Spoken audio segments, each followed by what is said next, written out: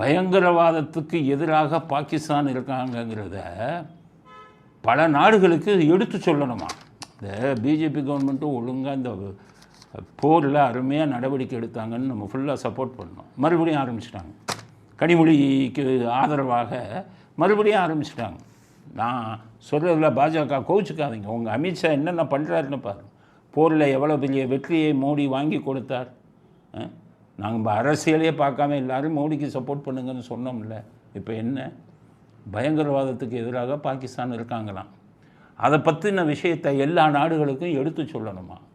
7 குழுக்கள் அமைச்சிருக்காங்க. 7 குழுக்கள். அதில் சசி தரூரை போட்டிருக்காங்க, காங்கிரஸ்கார். இந்த போர் நடந்து கொண்டு இருக்கும்போது எல்லா விஷயங்களிலும் அரசாங்கத்துக்கு ஆதரவாக பேசினார். போரில் பிஜேபின்னு தெரிஞ்சும் ஆதரவாக பேசினார். அவர் ஒரு குழுவில் போட்டிருக்காங்க. போட்டு 7 குழு, ஒவ்வொருத்தரும் ஒரு நாடுக்கு போகணுமா, போய் பயங்கரவாதத்தில் பாகிஸ்தான் எப்படி துணை போனாங்கங்கிறத அவங்களுக்கு எடுத்து சொல்லணுமா. நல்ல விஷயம்.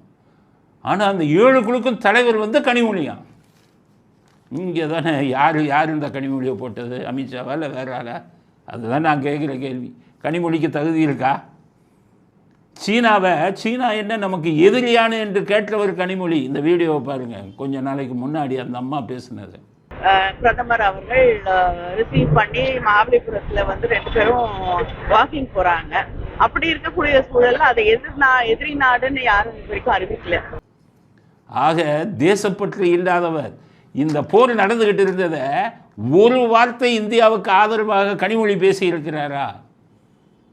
ஆர்டிக்கல் 370 இந்த பாஜக அரசு நீக்கும்போது அந்த பாகிஸ்தானுக்கு ஆதரவாக பேசியவர் ஸ்டாலின், பாகிஸ்தானுக்கு ஆதரவாக பேசியவர் கனிமொழி. ஒரு வார்த்தை இந்த போரில் வந்து இந்தியாவுக்கு ஆதரவாக பேசியதே கிடையாது கனிமொழி. இந்தியாவுக்கு எதிராக பேசியவர். அவரை கொண்டு போய் ரஷ்யாவுக்கு அனுப்புகிறாங்களாம்.